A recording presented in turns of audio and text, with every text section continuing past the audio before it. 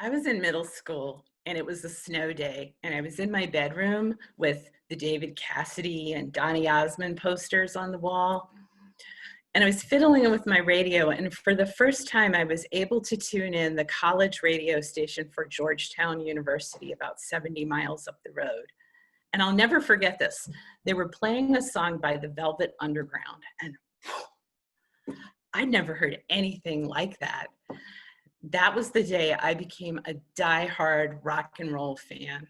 The David Cassidy poster came down, and within a year, I had subscriptions to 4 rock and roll magazines: Rolling Stone, Cream, Circus, Trouser Press.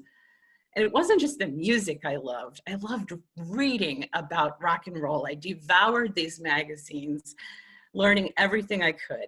And I ended up with like this encyclopedic knowledge of rock trivia. I was like a complete nerd.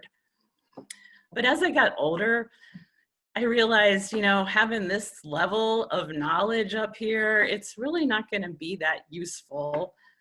Maybe I'll win a trivia contest in a bar.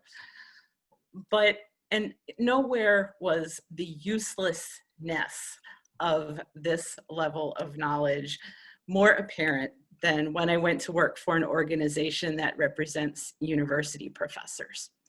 See, it was this small organization, but a good 2/3 of the staff had PhDs. They were all former university professors. And there was a definite caste system between them and the rest of us. And it didn't matter how good I did my job. I was never going to get their respect because I didn't have the right kind of knowledge. So at one point, the organization was having a conference in, of all places, Las Vegas, and a bunch of us were going to fly out there to work the conference.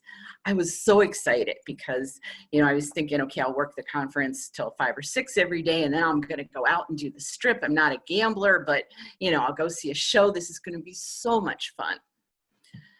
And then the first day of the conference, it dawned on me, like, well, who am I going to hang out with? Because the PhDs on the staff, they don't want anything to do with me.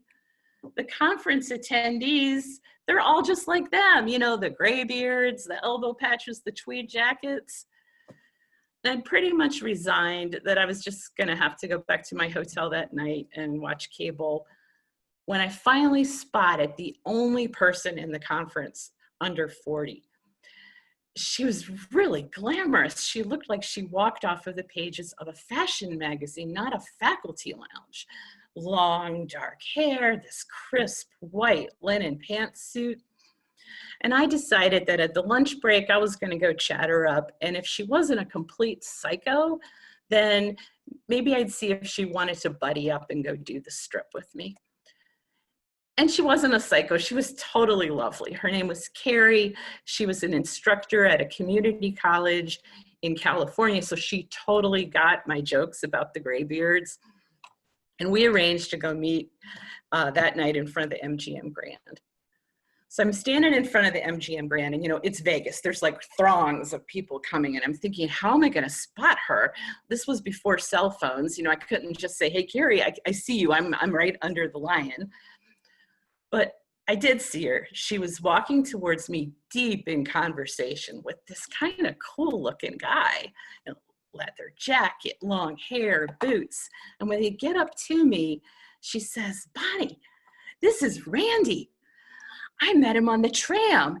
He used to be in the Eagles. And I was like, what?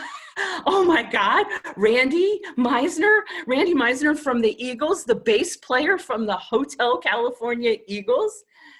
And Randy holds out his hand and he says, yeah, I'm here to see my friends, Dave, Steve, and Graham playing tonight.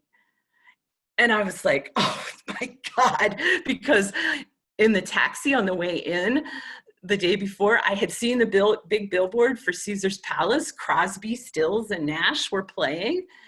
And Randy says, yeah, if you girls want to hang out, we can go to the show. I got VIP passes. And then afterwards, we can go party with the band. Okay, so now I'm like almost peeing in my pants because I'm just, all I can think is, I'm gonna party with David Crosby.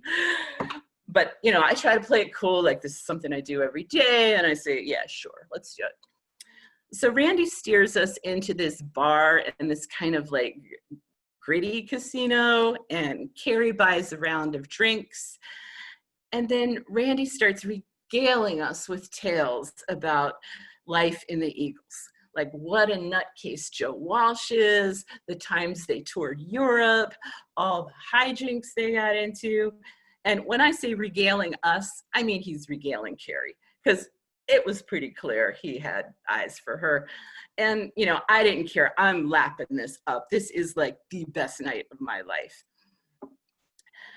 And then we go to another bar and I buy a round of drinks, and Randy's telling us about Neil Young, his really good friend, and all the times he spent with Neil and his family at Neil's Broken Arrow Ranch in Northern California, and we should all go there someday.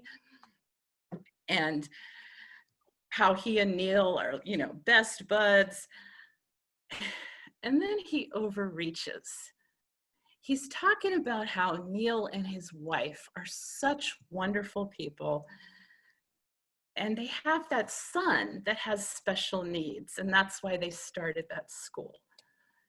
And I'm thinking, okay, Neil Young has 2 sons with cerebral palsy and a daughter with special needs.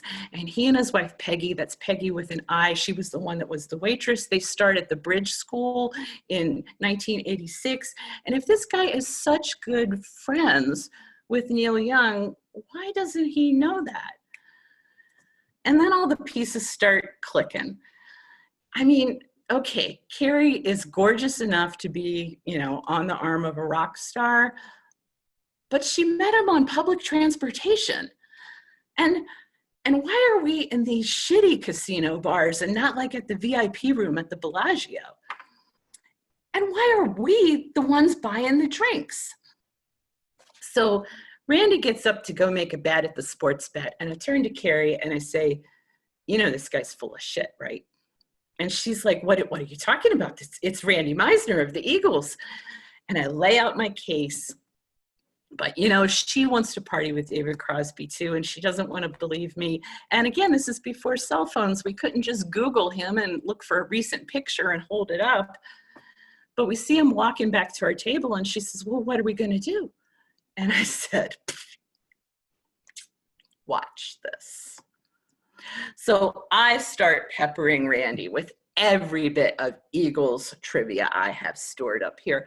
I'm asking him the lyrics of obscure Eagles songs and who produced what, and did On the Border come out before one of these nights? And he knows the jig is up. And he looks at me like, I cannot believe I'm being cock-blocked by this nerd. But, you know, nothing bad happened. There wasn't a big scene. He just excused himself to go check on his bet. And that was the last we ever saw of Randy Meisner of the Eagles. So about 8 months later, a friend of mine comes back from a trip to San Francisco, and he calls me and he says, I've got something you've got to see. It was a copy of the SF Weekly. And there on the front page was my Randy's mugshot. He had been the target of a 4-year police investigation because he had spent the last decade conning mostly women all up and down California and Nevada by pretending to be Randy Meisner of the Eagles. And he was also running this big scam where he would go into guitar stores and say, hey, I'm Randy Meisner. I'm playing a set tonight. Do you have a guitar I can borrow? Which, you know, apparently is something you can do when you're a rock star. And he had accumulated thousands and thousands of dollars from these people. As the SF Weekly reporter said, he was incredibly skilled at talking stores out of custom-made guitars and women out of their pants. And I felt really sorry for everybody that he conned. but I also felt incredibly proud that he wasn't able to con some nerd with, dare I say it, a PhD in rock trivia. Thank you.